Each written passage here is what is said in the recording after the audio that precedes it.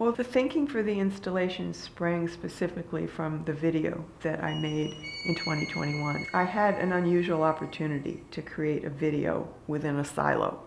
So when you're looking at the video, you're on the inside of a silo that has a big oculus, or, at the top, a round opening to let the light in.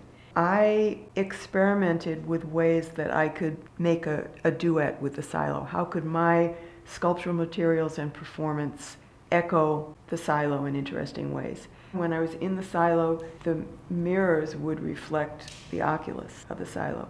Once you're in the space, the mirrored floor is reflecting the video, so you're watching it on the wall and you're seeing it again somewhat transformed on the mirrored floor, because the floor is made of strips, so it kind of breaks it up almost mosaic-like. So it transforms the image and moves it from the wall to the floor, and so there's a relationship between what's happening in the room with the physical materials and in the video.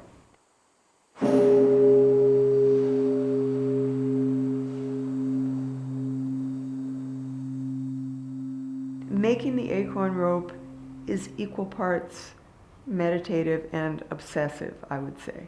There's the collecting, there's the sorting, there's the drilling, and then there's the stringing. All of those things are part of the process of making the rope. There is a meditative element. I would say it does quiet the mind some, and it also has that obsessive part to it. It kind of goes back and forth between the two. I never even thought about the sound until I was in the silo, brought the acorns into the silo and dropped them on the floor.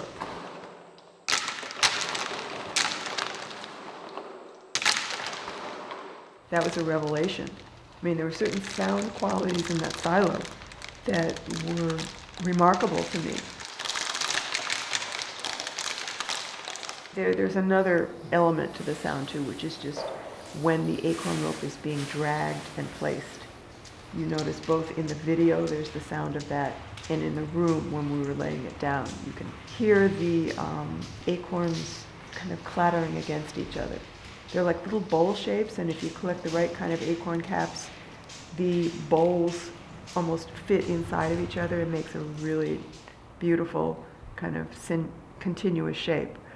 We suspended the ends of tangle, so there are two verticals in the room, and that's the acorn rope coming down, and then bit by bit, almost as a fisherman would kind of lay out a rope, just lay out tangle. And my husband Jerry was helping. He was feeding the rope to me.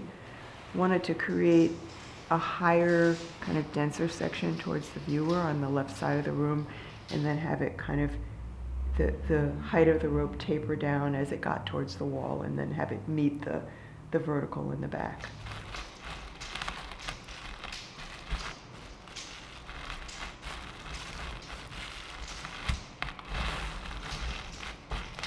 If you look at the videos, you will see the acorn rope and the mirrored floor. So there's a mirroring going on. You're both seeing the acorn rope being manipulated in the video, and you're also seeing the acorn rope in the room as if ready to be manipulated, but sitting there as a sculpture that is not moving, but one might imagine that it's moving as the acorn rope in the video is.